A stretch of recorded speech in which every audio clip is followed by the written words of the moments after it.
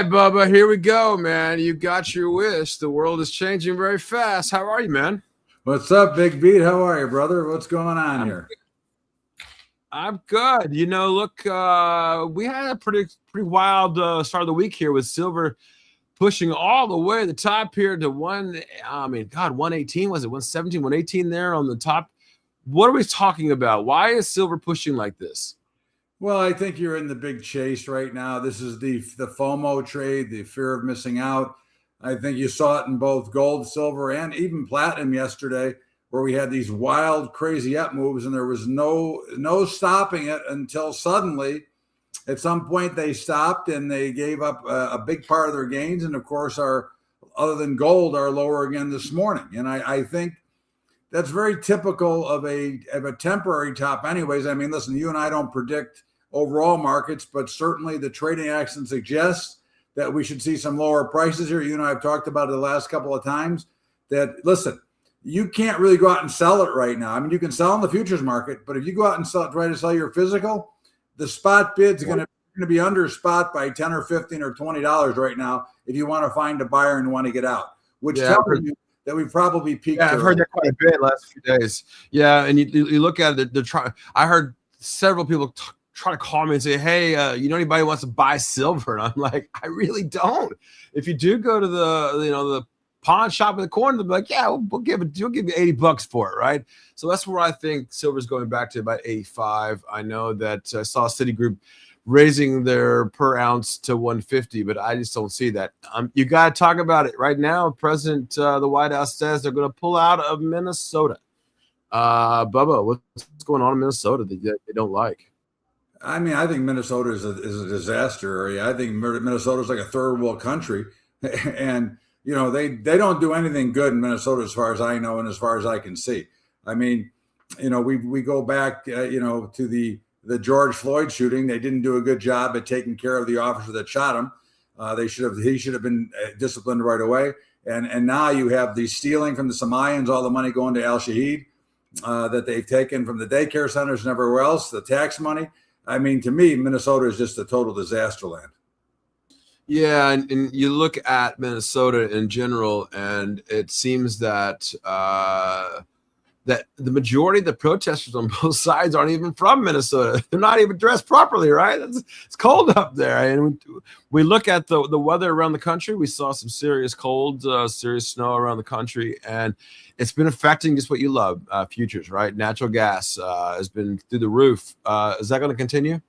I don't think so. I think you saw it, and I think sometimes these problems come at the exact perfect time if you're a player. And of course, the February natural gas, which went off the board today, traded as high as $7. Okay. The March natural gas never got over $4. So That was one of those issues. If you remember back during COVID when crude went negative, same deal. They didn't have enough, and people were forced to try to deliver what they didn't have, forcing prices way higher in the natural gas market. I think that the weather story is over. Natural gas resumes back and probably heads back down to the low threes right now, trading at 381. But I would be a seller of natural gas here. Again, this cold front, the whole story, the news is over. So now we get back to normal and supplies are back to normal. So I see no reason to be a buyer of natural gas. I'd rather be a seller. Yeah, I'm thinking about shorting UNG here on this move. Over the last, I would say probably this, I'm looking at the week side of it, but the day side of it from 1050 to 1474 in just a few days. I think you're right. If Nat Gas may get a glut of it again, I might be shorting UNG here with my silver short here too as well. Okay, let's get right to it. Dow down 425 right now. NASDAQ up 237. President says, well, he wants to get rid of Medicare and the payments that we're seeing right now. Is he in the right position here to do this? Well, I think he should. I think the system needs to be revised. I think that, me being on Medicare, it is the doctors are taking advantage of the system. But again, it comes back to the chicken and the egg theory. Did the insurance companies screw the doctors first, or the doctors go after the insurance companies, which Medicare is a form of insurance? But they don't do things the way it should be. They make you come back for multiple appointments so they can get more of their pay. So certainly it needs to be resolved. And of course, you saw the biggest sufferer of this is UNH, which was down about 80 or $90 today, which is obviously the big drag on the Dow right now.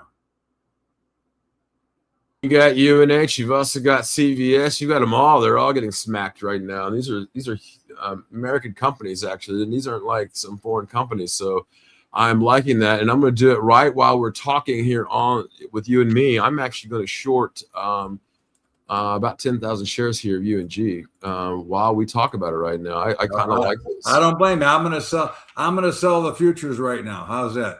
Yeah, I think you're right here. I need to keep my eye tight here because I think that I just sold natural gas futures at 381.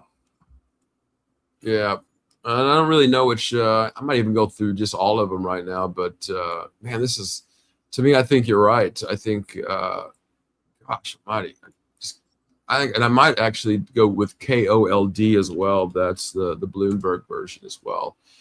I'm going to short that, buying 2,000. I'm going to buy 2,000 of that too as well. I think you're right here.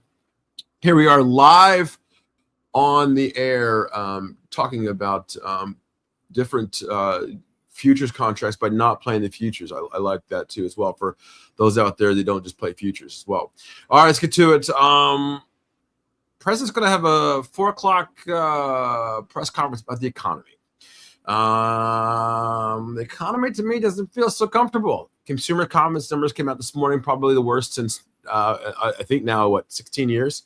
How are you feeling about the economy there, Bubba? I think the economy sucks. I think the president is wrong touting how great the economy is. Certainly, if you're in the upper 10%, yes, the economy is great. But if you're in the rest of the mass of the population is struggling, they're struggling to eat, they're struggling to stay warm. And you can see that, just look at the price of crude oil. The drop in crude oil is not because we have an oversupply, because there's not enough demand, because people aren't driving. And of course, people aren't buying as many goods, so the trucks that are delivering the goods to the stores are not there delivering. So it's a mess. The economy is in horrible shape, in my opinion. I don't think President Trump should be touting how good it is, because when you look at the bigger picture, and the unfortunate part is it's just starting to get worse. It's just starting with the layoffs. You saw Amazon closing their Go stores and their Fresh stores now. So again, more jobs to be lost. This is not going to be a pretty year for the employed, because there's going to be a lot more unemployed when we go through it. And so to tout what a great economy you have, as they say, no bueno. No bueno. I agree. What would you do right now if you would tell the president? What would you do? What are you thinking that would make him go, okay, you know what? I need to do this, this, and this. What exactly would be the first thing you would do if you were president of the United States? If I were president of the United States, the first thing I do is try to figure out a way to quit giving away all of the welfare and Medicaid. And not because people don't deserve it, but I think too many people get it that don't deserve it. I think the first thing I think has to be done in government is they have to clean up their books and clean up the way that we give away the taxpayer money. Because again, the government doesn't give the money away. You and I give it away through our payments to the Treasury, to the tax department. And that's the problem, that we're too worried about giving away benefits, especially going into another election cycle, because that's when more benefits get given away than ever to continue to get the vote. I think that they have to clean up their books. I think that if you went through it legitimately with a forensic accountant, from the Federal Reserve to the welfare benefits to all the benefits out there, we could probably wipe out a big percentage of our debt with the amount that is either stolen through false claims and through what the Federal Reserve does, or we could be in much better shape than we are. But nobody wants to do that, because when they look at it, they go, if I clean up Medicare, if I clean up the Social Security, and I clean this all up, I'm going to lose the older people's vote. And that's been the problem for years, because the system is not designed to succeed. Yeah, but he's in a second term though. He doesn't care right now, does he? Well, I think he does. I think he does care about America. I think he looks at it backwards, and I think some of the things he does. I believe that he's one of the presidents that truly cares about Americans. He's just going about it in the wrong way. But part of it is trying to fight through the minutia that happens in Washington, D.C. One man, one person can't change it on his own. Mm-hmm. So you saying he has to play nice with the rest of the people in bureaucracy, although he fires I them? think he has to deal with it, but of course we've seen him step out on his own, and he does mouth it off pretty good.